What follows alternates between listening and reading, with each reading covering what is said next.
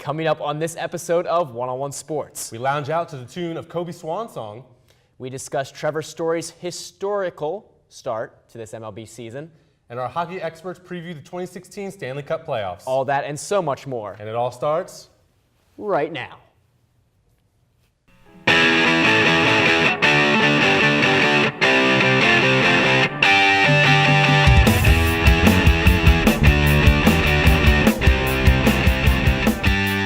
Welcome to this episode of One-on-One Sports. I'm Stephen A. Harris. And I'm Connor Delpreet. ESPN reported that former Browns quarterback Johnny Manziel is living with another former Brown, wide receiver Josh Gordon. Two players that even the Browns rejected living together. A scenario that would only make sense in a reality TV show. That's a good one. Here's your starting five. The Golden State Warriors are now one win away from making history after beating the San Antonio Spurs on Monday. The Warriors' last game is against the Memphis Grizzlies, and they have a chance to surpass the 72-win total set by the 96 Bulls. So this is a two-part question. Yep. The first part of this question is can Golden State win this? So we'll start there. Can they beat the Grizzlies? Absolutely. It's not even a question. I think we can move on. We can move All right. on. Well, then tell me a little bit about whether this team measure up against the 96 Bulls. I think the Warriors are a fantastic team. The win over San Antonio was a huge confidence boost. It shows that they can win anywhere on the road. But when you're comparing against the Bulls, I think you have to compare just against star players because the game has changed so much. The introduction of the three-point shot that has become more and more popular, as we've seen with the Warriors. So Steph Curry is not Michael Jordan. Let's just put that out there right now. He's not Michael Jordan right now. He might be later, but he's not right now. Dennis Rodman and Scottie Pippen, I think, were both better than Draymond Green and Klay Thompson. So right now, I think the 96 Bulls would take them in 5 games. I 100% agree with that because the Chicago Bulls had 4 of the best perimeter defenders of all time. Yep. And the Golden State Warriors' entire offense is perimeter built. Ron Harper, Michael Jordan, Scottie Pippen, and Dennis Rodman shuts down that offense. And everybody wants to talk about Golden State's small ball offense. Chicago originated that with a 6'7" power forward. Defense still wins championships just like defense would win this game. Exactly. I think. If not for the incredible season the Warriors are having, we may be talking about the San Antonio Spurs and the great run they are having right now. The Spurs will finish the season only a couple wins shy of 70, but a number 2 seed locked up in a competitive Western Conference. This begs the question, with the Warriors grabbing all the attention, how dangerous can this Spurs team become? The Spurs can be the greatest headline in the history of the NBA. I think so. Because the big thing about this 72-win season or 73, whatever it's going to be at the end of the year, is that it doesn't mean anything if they don't win.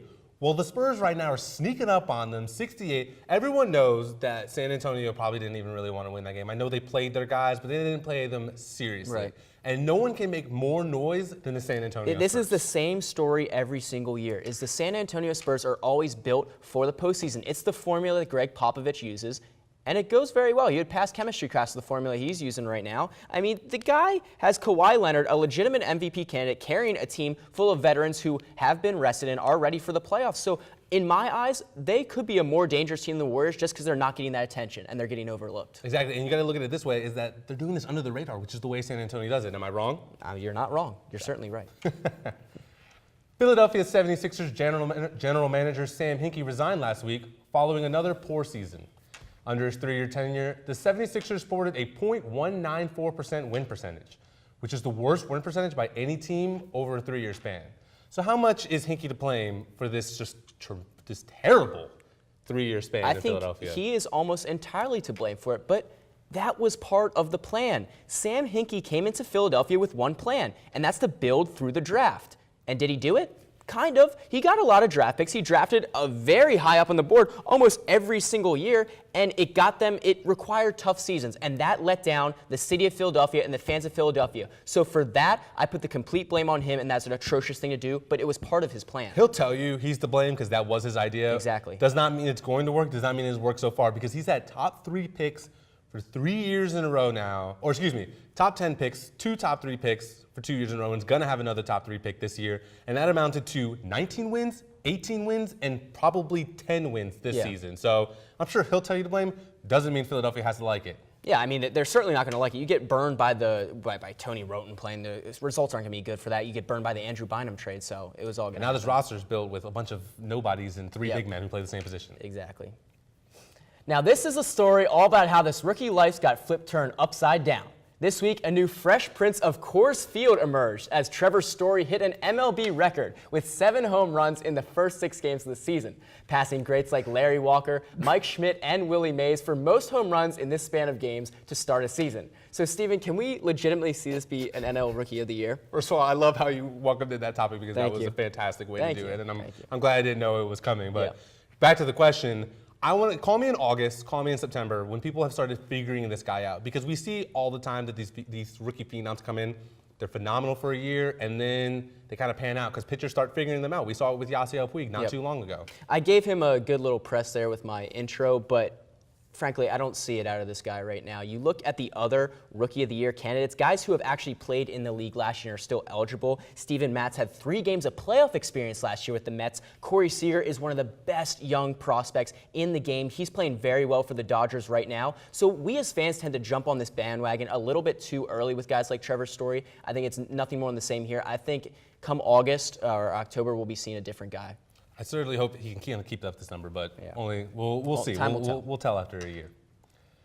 After more than 20 years as a professional boxer, Manny Pacquiao announced his retirement on Saturday following his win over Timothy Bradley. Over his boxing career, Pacquiao holds titles in 8 different weight divisions and ranks near Floyd Money Mayweather with the most pay-per-view draws in boxing history.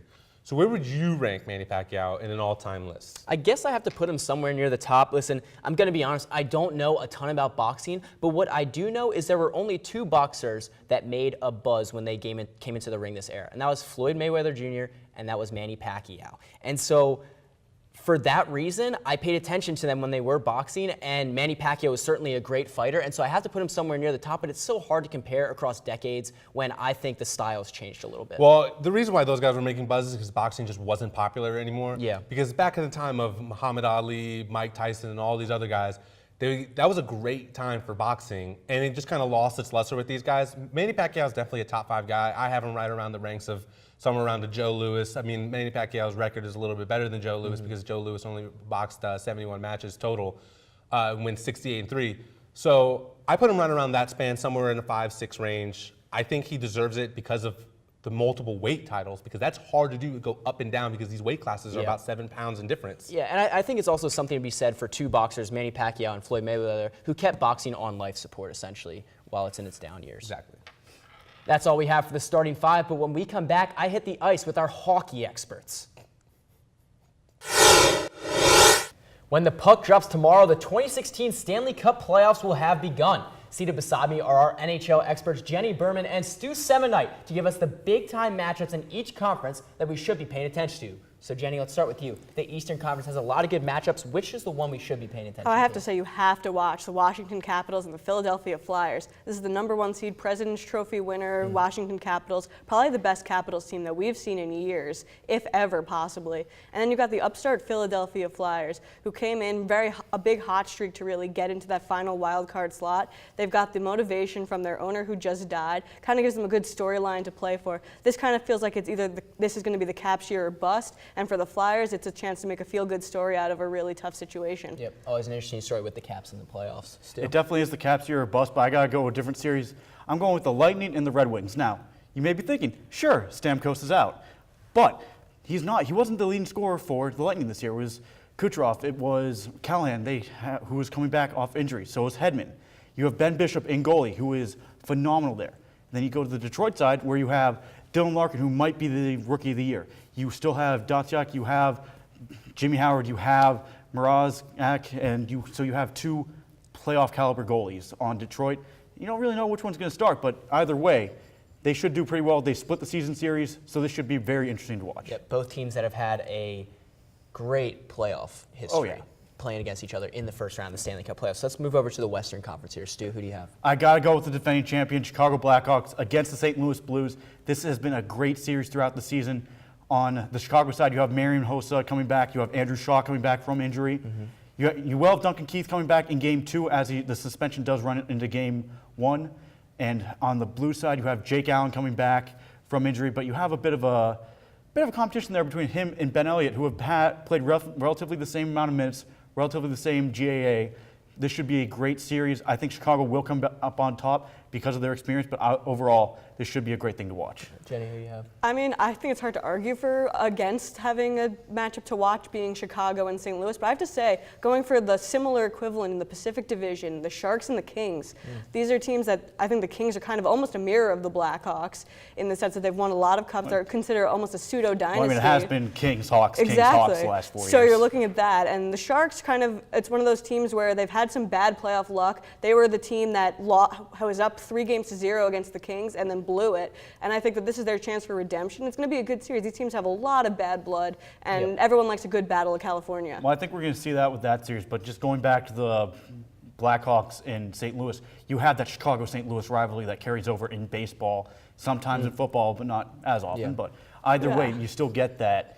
And even more with Patrick Kane, the 100-point scorer, so we'll see where this goes. Yeah, they're both great teams, both really great rivalries, too. Yeah, so those will be the two exciting matches, I think. Yeah, that's the best thing about these matchups is they're so familiar with each other. It's just going to have even more on the line now that they can carry that bad blood into the playoffs. It's going to be great viewing for us at home. Absolutely. Time's up on this hockey block. When we come back, Steven replaces me at the desk to recap the Masters with our golf experts.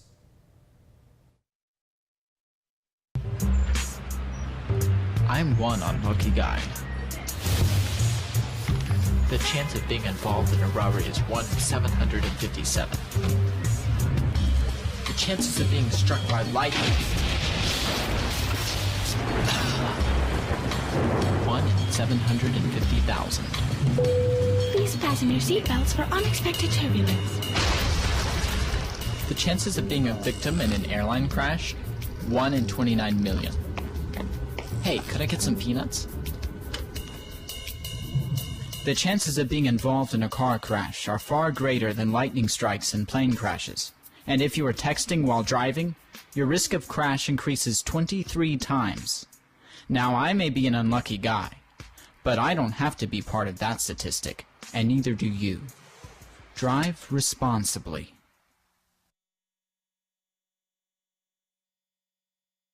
Danse, balance la cadence, ondule bien tes hanches, au bal du dimanche. You didn't give up on sex. Don't give up on birth control either. There are more methods than you think. Find yours at bedsider.org. When you throw away money on wasted electricity, you're throwing away everything you could have bought with it. Saving energy saves you money. Take a look under your bed. Find stuff under there? What about jobs? No? Now try your closet. Still no jobs, just more stuff? Well, you really have both. See, stuff is defined as household articles considered as a group. Sometimes this stuff is no longer needed. Wait, no longer needed? That can't be right. Because remember those jobs you were looking for? Those are really needed. And they're the stuff inside your stuff. Our job is to unlock those jobs. And it starts when you donate your stuff to your local Goodwill. Here's how we do it. When you donate to Goodwill, we sell your stuff to provide job training for people right here in your community. So just by teaming up with Goodwill, you help create jobs. And isn't that worth parting with the leftover keytar from your 80s cover band? Goodwill. Donate stuff, create jobs.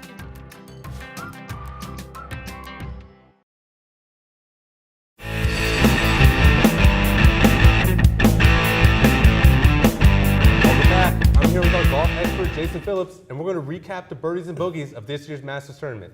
As Jason told me earlier, we have a good 5 minutes here, and it only took 30 minutes for Jordan Spieth to blow the Masters. So we're going to talk about the birdies first. Tell me all your positives. Let me hear them. Well, positive definitely was champion Danny Willett coming out of nowhere to win this year's Masters. No one had even really heard of this guy before this Masters tournament. He was just a dad, had a kid, his first kid the week before it started, goes on to win the Green Jacket, his first major championship, and his first PGA Tour victory. That's a pretty good first PGA Tour victory, I would say. And he's the first Englishman to win it since Nick Faldo did it, making England proud. Which leads me to my second birdie, the entire country of England. There were 5 Englishmen that finished in the top 10 of this year's Masters. You had, of course, Danny Willett, the champion, then Lee Westwood finishing tied for second. You had Justin Rose, Matthew Fitzpatrick, and Paul Casey. So the country of England representing here at Augusta National. The third birdie has to be that insane amount of aces or hole-in-ones on the 16th hole on Sunday. They said it was the most amount of aces on any hole on a Sunday at Augusta. You had Shane Lowry, Davis Love III, and then Louis Oosthuizen, who his ball actually ricocheted off another ball, J.B. Holmes, and then went in. So I guess you could give the assist to J.B. Holmes if you want to like mix hockey and golf here. But those three guys that all made hole-in-ones, they're going to walk away with silver cups that have the Masters logo on them. So you don't get a jacket, you get a silver cup for making a hole-in-one. But those are the birdies. You know, a silver cup's better than nothing, and you know that's kind of like golf's equivalent a little bit of a trick shot. But you're right. we've hit a little bit of the positives. We flew through those. Yeah. So let's go to the negatives. Let's get these. Seems like there were a lot of them, right?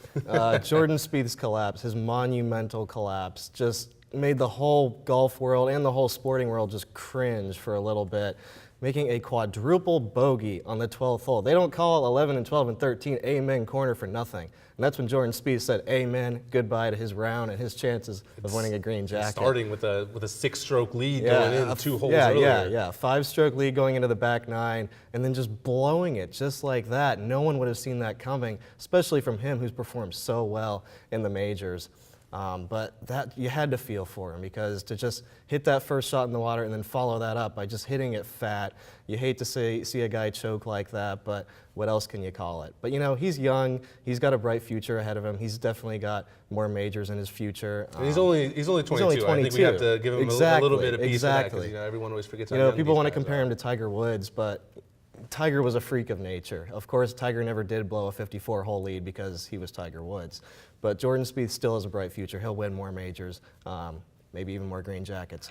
Another bogey had to be, there were a lot of big names that people thought would contend in this year's Masters and just were completely off the radar. First, starting with Ricky Fowler. He was really a favorite to win this year's Masters, and he shot 80 on the first day, completely taking himself out of contention, missed the cut. Phil Mickelson missed the cut, and then 2 previous Masters champions, Adam Scott, Bubba Watson, both were nowhere near contention. So those guys probably had their weekend at Augusta looking a little different than it actually ended up being, but that was definitely a bogey. And then you can't talk about bogeys at this year's Masters without Ernie Els and his 6-putt. What in the world? A 6-putt from any green is awful, but they were all from 1 foot away. Just like that knee knockers you were talking about last week. He missed 6 knee knockers. So.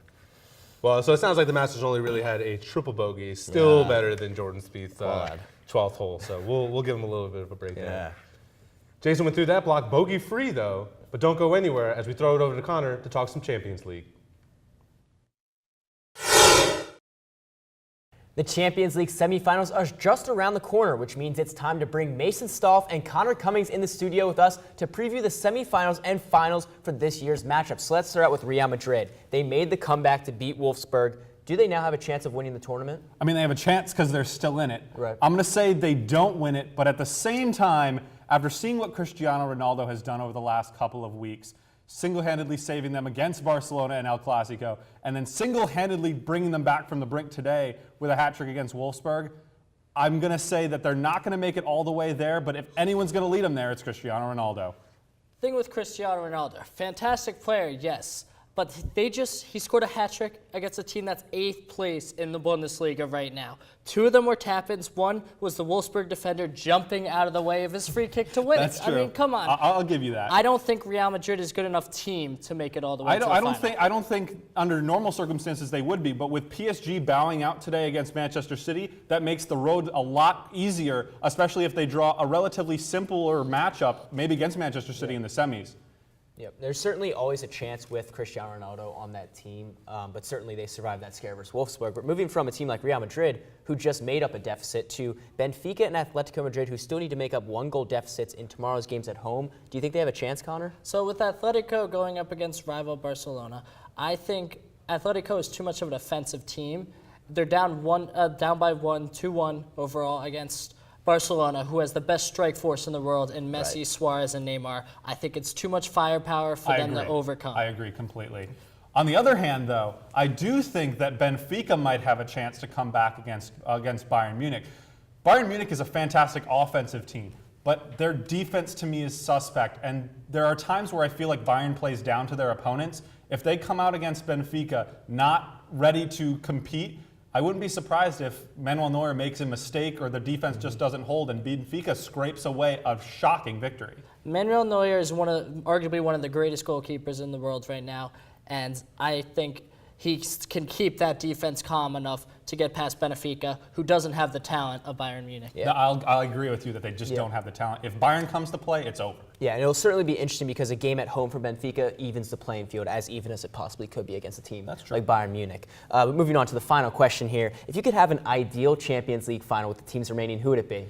I'm going to break the rules here because I was expecting PSG to come out and beat Manchester City today, and they didn't. But at the same time, I still would say that my ideal final in my perfect world would be Barcelona against PSG because I want to see the style, the smooth play of Lionel Messi against the ridiculousness that is Zlatan Ibrahimovic. The clash of styles would make for a fantastic Champions League final, and we won't see it, which I think is tragic. Yes, Zlatan does, and Zlatan want to, and who knows, maybe he breaks his contract and joins another team. You never, if they don't build a statue maybe he signs for the other team playing Barcelona in the final. But I think it's going to be Barcelona and Bayern Munich. You still have that offensive fire clash, but Barcelona is much more of that offensive team. Great defense, but I think I'd like to see Messi, Suarez, and Neymar go against Emmanuel Neuer. I think it'd be a great matchup. I think it will be the matchup that we end up seeing. I completely agree with you. I am afraid, though, because I talked about Bayern's defensive lapses sometimes.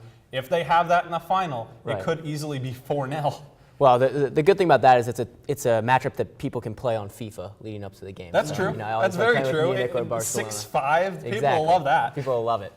Full time here in Studio B, but when we come back, Steven kicks it in the lounge with our NBA experts to discuss Kobe Bryant and life after Kobe for the Lakers.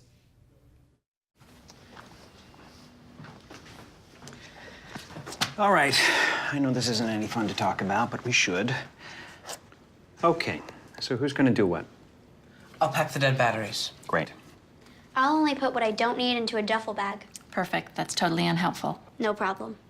Meanwhile, I will try to comfort everyone by speaking in a calm voice. And I'll try to get the generator going without any gas. Oh, let's not forget the cell phones, which probably won't work. Right. And who is going to handle supplies? I can forget to do a list for us. Thanks, pal. Well, I think we couldn't be any less prepared. I'm proud of you guys. Talk to your kids about who to call, where to meet, what to pack. Visit ready.gov/kids for tips and information.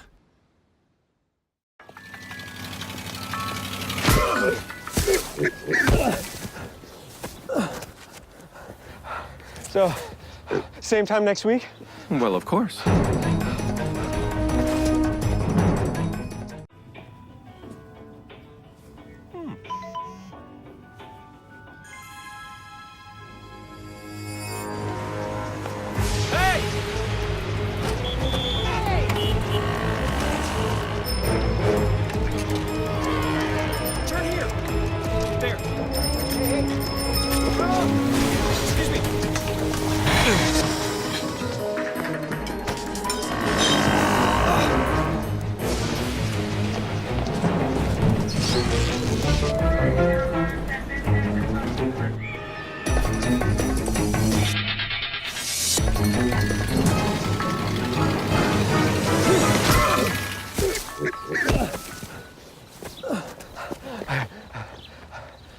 So, same time next week? Well, of course. Put away a few bucks, feel like $1 million. For free tips to help you save, go to Feed the Pig. The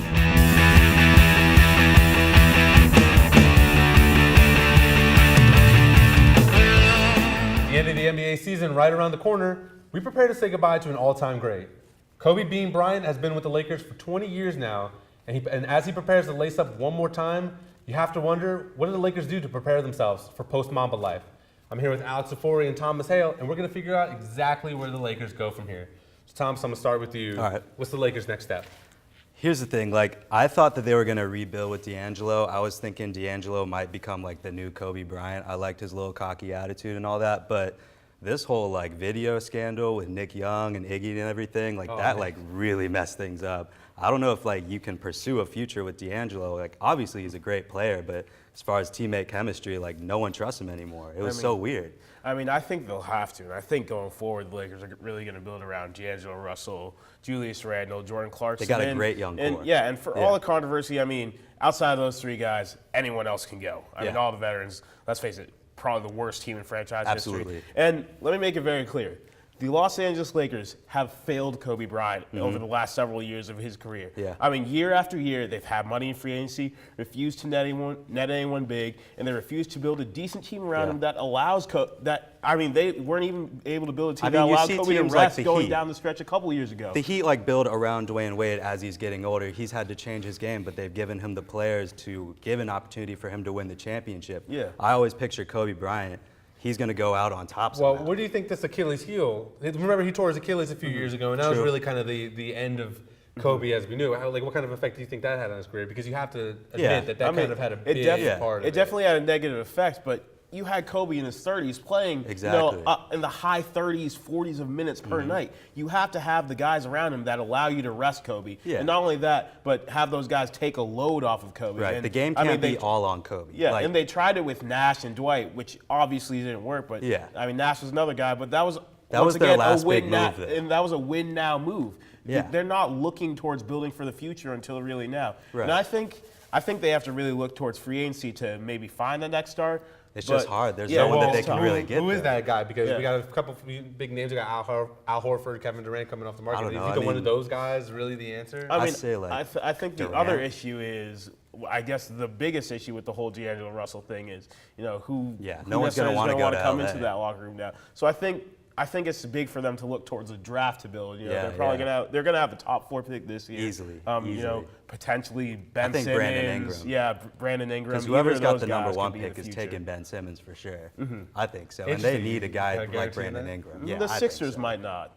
They got a lot of bigs over there. I don't know. I think they need all the help they can get. They need someone good. So what could the Lakers have done better to kind of put Kobe back out on top? You know what I mean? Because like Dwight left. That really was kind of the beginning of the end. That Achilles heel was the beginning of the end. I just think that like after Dwight left, like other players started to not really see LA as like that big city to go play basketball. They need to get that name back. Like they need to get the LA Lakers name back and attract more players. Like they should have just done a better job of selling their team to the players that they could have gotten over there. Yeah, and I mean even after the failure of that, Dwight, Nash and Kobe Big Three, and even Pau Gasol. I mean, he left for Chicago. Yeah, he left for Chicago, and I mean, immediately the Lakers aren't even a playoff team anymore. So I have one final question: who's the next great Laker? Both of you, I want to hear. Is it D'Angelo? Is it someone on another team, or is it someone they're going to draft? It's not D'Angelo. It's someone they're going to draft. Yeah. I think it's someone they draft. Brandon Ingram potentially. Yeah, I think it's this next draft pick. Honestly, whoever it may be, it's a good class. All right, we'll see. We'll see how it goes. Only time will tell what the Lakers' answer will be, but stay tuned as Connor and I go back to the desk to discuss some of history's biggest sports fails. Last weekend, professional golfer Jordan Spieth had a huge collapse in Augusta, which resulted in him losing this year's Masters. There have been many epic fails all over the sports world. So what is your most memorable sports fail? It's a two-parter, but it took place in the same year, took place in the same day. Yeah. The dual collapse of the Boston Red Sox and the Atlanta Braves. Boston Red Sox had a 9-game lead going into September. Atlanta Braves had an 8.5. Both lost it in the same night and ended up giving up the wild card spots to the Tampa Bay Rays and the St. Louis Cardinals. And then the Cardinals rode that momentum to a World Series championship. That was an amazing day, and oh my God, I just remember my mind blowing whenever I watched that because I hate the Boston Red Sox. Absolutely. Well, I'm taking it from the baseball diamond to the hard court here. Reggie Miller, 8 points in 8 seconds in the playoffs against the New York Knicks. This is a game that was heavily covered on the 30 for 30 documentary about Reggie Miller's horrible relationship with the Knicks. He would always get John Starks mad. He did the choke sign after he scored those 8 points in 8 seconds, made Spike Lee angry as anything on the sidelines. He was at every New York Knicks game during that. So I think that was a fantastic display, but more so a choke on the Knicks' part to let a guy like that score 8 points in 8 seconds. Just some memorable collapses, Absolutely. and I hope we get some more in the future. Yeah. That's all the time we have for this episode of 101 Sports. Huge thanks to the producers, crew, and talent for putting this show on, and to you, the viewer, for tuning in. If you missed anything, please make sure to check us out on Facebook, YouTube, Twitter, and Instagram at 101 Sports. For all of us here at 101 Sports, thanks for watching, and as always, whose side are you on?